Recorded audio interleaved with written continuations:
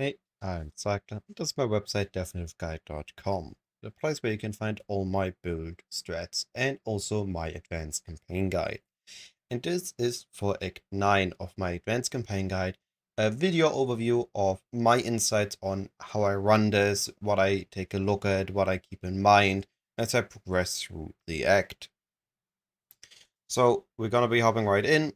You have the overviews here for the different zones, how you differently read them, and of course also a progression overview. Visualize this looks something like this. We are starting in Blood Aqueduct after we killed the Lodaris and Solaris. Then we are heading to Highgate, where we enter the Descent, 3 zones we need to go through, or 3 layers, to enter the Vastiri Desert. From there, we're gonna be starting a pathing. We're gonna be checking part of the zone for the Stormblade. If we find a Stormblade, we directly start leaving to Foothills. So we do need to get the waypoint. Then in Foothills, we're gonna be going into Boiling Lake. After we kill the Basilisk and grab the quest item, we are gonna be heading back to town via logging out. Now, we're gonna be doing what is called the RPG. It is talking to the couple, talking to Sin, talk to the couple, get the item. So we need to walk between those two until we get the Stormblade. Hand the Stormblade in, get the Storm in the bottle, or what it's called. If you do not have the Stormblade yet, you, instead of logging to town, you portal to town, instantly grab your Viper in Vastiri Desert, and then you go and collect the item. How exactly we progress with the zone, I will explain when we get there. Now that we have the item, we are re-entering the Vastiri Desert and we're going to unlock Oasis. Then in our Oasis, we kill the Scorpion boss. We can now portal to town. This portaling places us next to the waypoint again, so we can immediately go from the waypoint in town to waypoint in Foothills and progress into Tunnel, where we do the trial. Then we progress to Querry, and from the Quarry we progress to the Refinery. If we find the boss room first, we do the boss first, otherwise we do the Refinery.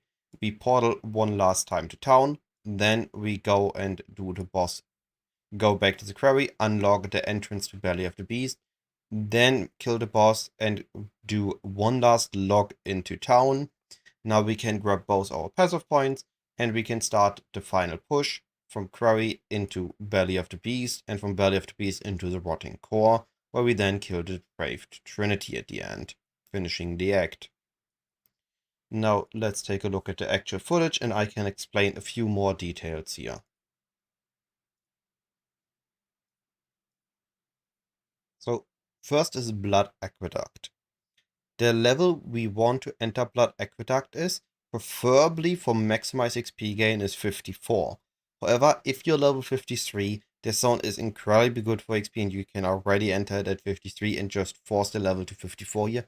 52 is too big of an XP penalty. In that case, you would level in Harbor Bridge or you would level in Lab or wherever you currently get the most XP from. Then this zone is really just 2 linear rows. And whenever one part ends, you're going to have a bridge that gets you across to the other side. And we keep repeating this until we reach the town entrance. Each dead end, so for example, let me go back a bit to show this. There, I checked the north corner. And in these dead ends, there's always a guaranteed blue pack we can kill for more XP. This is how we progress through that aqueducts. So far, very simple. Then in town, we head to the Descent. And in Descent, the first zone is static. So this is the first part of the Ascent zone, just that the bridge here is broken, which means that instead of heading up, we stick to the right side and we're going to be heading down, fitting to the name Descent instead of the name Ascent. We are finding the supply house, which always gets us the next layer. There are 3 layers, so we have 1, 2, 3. And the second layer either goes both vertical or both horizontal. If you have this bridge here, you know we are on a horizontal layer. If you enter it from the bottom and you're pushed southwards, you enter from the top, you're in a vertical layer. But there's really just follow the zone and you're going to be finding the entrance to Vastiri Deserts. Again, fairly simple zone. Now, Vastiri Desert, it becomes a bit more complicated. You have to imagine it's this way. At some point, you're going to be finding the waypoint. But there's also either here, here, here, or here roughly. Around the waypoint is going to be the storm chest, which you fire this waves those enemies, and then you get the storm blade. We are going to be doing the following. We enter the zone from here. We check position 1, go to the waypoint. We can very quickly check position 2 by walking east until we hit the edge. If we don't see the quest marker for that, we then check the north position, which is roughly above to a little bit left of the waypoint, but still mostly above. If we still don't see a Stormblade, we leave the zone. If, however, we have not found a Stormblade in any of these 3 locations, we later need to re-enter the zone and head south. The reason we don't check south immediately, like we don't go like this, is that the zone can be pretty far south without there being anything, so we rather just do it in a second run, as the south layout isn't that often. Most of the time you're going to be finding it west or north, in my experience. So I didn't saw the quest marker, so I check east. I still don't see a quest marker, so I check north. And here I see the quest marker. I see the structure of these pillars. You can also see this on the minimap, if there isn't a bunch of stuff going on. Do I have a clean moment for the minimap? Here, before anything happens. You see these pillars also on the minimap around here. These pillar structure is what you're aiming for, and the quest marker is what you're aiming for to see on the minimap to know that you're at the right position. We kill the enemies here, and once we have it, we leave the zone at the north exit to Foothills. We can ignore everything else here. In Foothills, we always go into this direction to find a waypoint. Sometimes we hit the wall. Once we hit the wall, we just go along the wall. Boiling Lake is... it has kind of layers, but they're not consistent. So we always go northeast, but if we hit the edge, then we go southeast. Once you see... wait, saw it here? These stone statues, you know you are starting to be at the end of the zone. There's also this half-round ledge, which I only half discovered.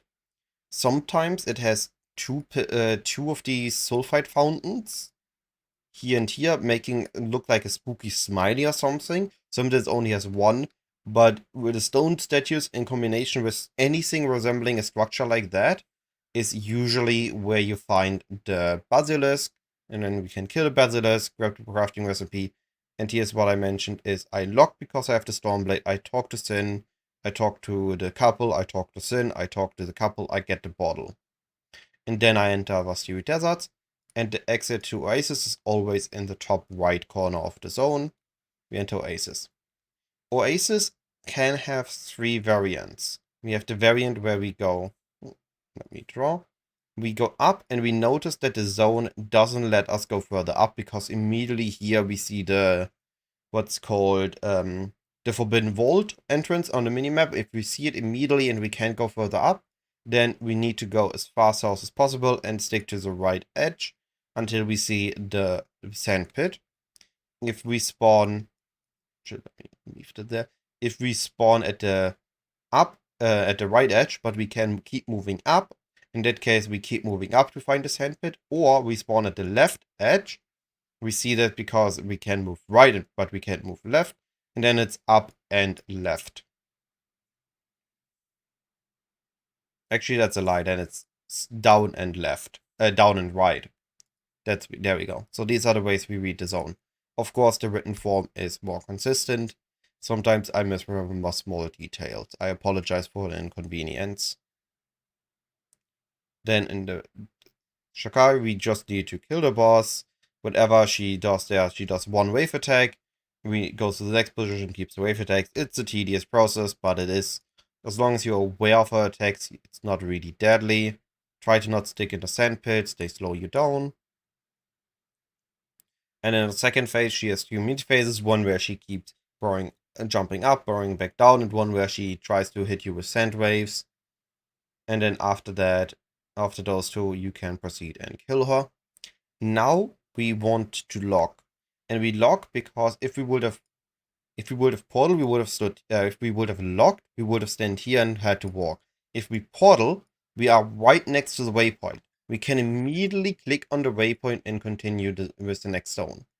So now in actual Foothills, we already went to the waypoint. We are just moving northwest until we hit the wall. Once we hit the wall, we keep moving north. It's always in the northwest corner, the entrance to the tunnels. Tunnels is mostly a linear zone. I'm actually in a very rare layout. Normally it's very, very linear up until the waypoint. Then you might have a very quick right curve before it's up further. But basically you go up until you find a split. When it splits off, you follow the split. Sometimes it takes a U-turn, sometimes it's directly at the trial. You do the trial, you return, and once you returned, you continue going up. You will see it here in action. I did the right turn, the left turn. I do the trial, kill the enemies here, I walk back. And then from here it is just back, I just keep going up. Here's the quick right turn, which I meant. And then it's back to just up, waypoint, further up. And we just follow the zone up until we hit the Quarry entrance. All the zones in Act 9 go really quick, honestly. Quarry is built up as a big circle. We have a very big circle for Quarry. In the middle we have the waypoint. We have the Belly of the Beast entrance, which is currently locked, and we have the waypoint. We always spawn here and we go there first. The boss entrance can be here or here. If the boss entrance is here, then the entrance to the refinery is here. Otherwise, the refinery entrance is here and the boss entrance is here. So what we do is we always check here because there will be something there. We don't know which one it is yet, but we can do whatever is here first. If it's the boss, we kill the boss and then continue. If it isn't the boss, then we just do the refinery and later we go down here. So I see the waypoint, I collect the waypoint, I then move to the east, I find a refinery. In refinery, it all is determined based on this room. The starting room is always the same, so when we start, we don't know anything about the zone. This room tells us everything. It could be a dead end and we keep needing to go in this direction. It could be like a small open zone and we find a building but we keep going up. It could be a very big open zone until we find the next building we need to go into. Or we have an entrance here, or the zone extends a little bit here before we have an entrance here. But in essence, it is just stick to the left wall, follow along. If you get familiar with the zone, you know that when you're in interior where the next exits are, so you don't need to walk all the ways at the outer edge of the interiors, and then you head to the next. So we have here one exterior zone, interior zone. We then have a small exterior with immediate entrance to an exterior, interior. One more interior zone, and here we already are at the boss room. We take this inverted curve, and then we are at the boss room. We can kill the boss quickly, and then we get to the quest item. Now again, I portal because I don't need anything from the NPCs. We can unlock here. So this is already unlocked where we are progressing with the zone, otherwise we would have had to wait. And now it's either you're gonna find a pathing directly in the middle. If there's no pathing here, you need to move the slightly further up one. And then again, another boss we can kill here very quickly. Has a couple immunity phases. If you have enough recovery, you can stand in the tornadoes, otherwise just dance around the tornadoes, don't get hit, and pull the boss. The boss is untargetable until the boss is right in front of you, will hit you once, so you need to have at least enough HP to tank one attack off the boss. And then we just repeat, boss is not targetable, boss moves to us, boss is targetable, we kill. Here I forgot the feather, that is a massive blunder, you shouldn't do that. Now we talk to Irashi. Technically, you could also hand in one of the quests at Tasuni.